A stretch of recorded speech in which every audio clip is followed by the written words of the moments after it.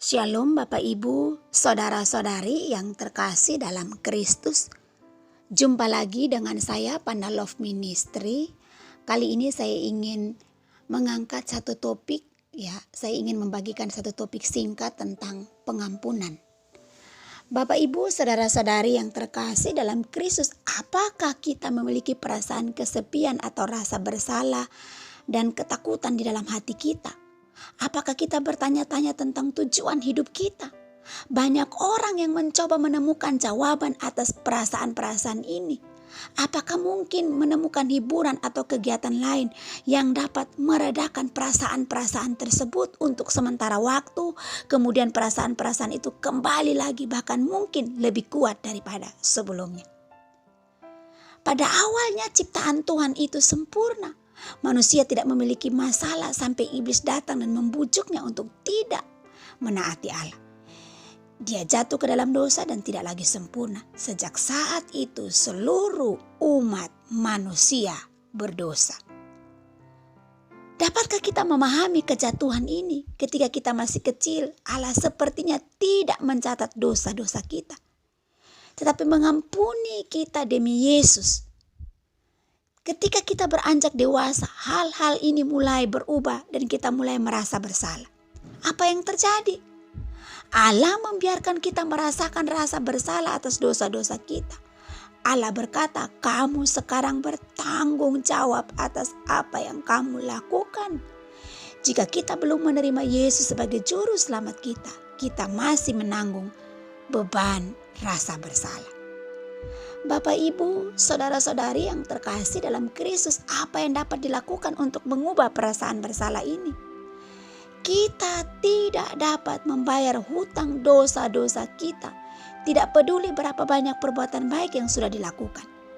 Di mata Allah, kita tetaplah orang berdosa. Allah tidak dapat mentolerir dosa.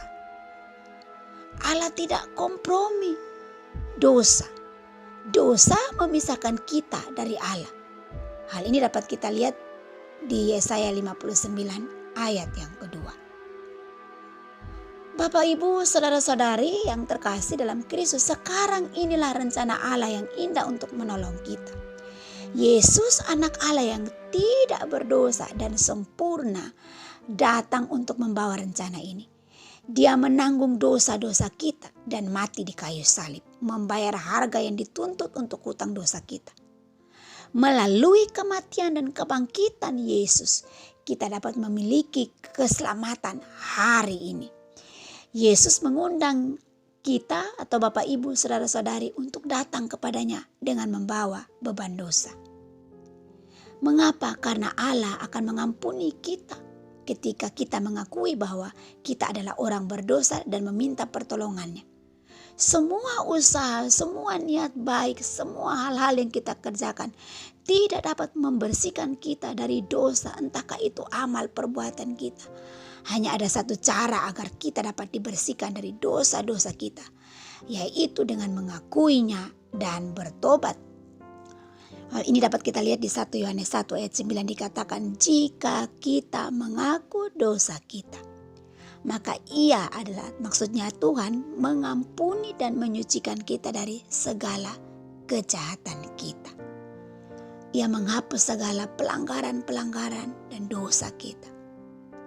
Kita harus mengakuinya itu dan kita harus bertobat. Karena itu Bapak, Ibu, saudara-saudari yang terkasih dalam Kristus, pengampunan yang kita terima dari Tuhan akan membuat kita merdeka. Karena itu akuilah setiap dosa yang kita lakukan. Kita mohon pengampunannya, kita mengakui dosa-dosa, kita mohon pengampunan Tuhan untuk membebaskan hidup kita. Percayalah bahwa ketika kita mengakui itu, maka Yesus menghapus dosa-dosa kita.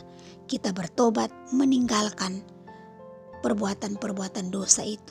Roh Kudus menguatkan kita untuk mempraktekkan, mengerjakan.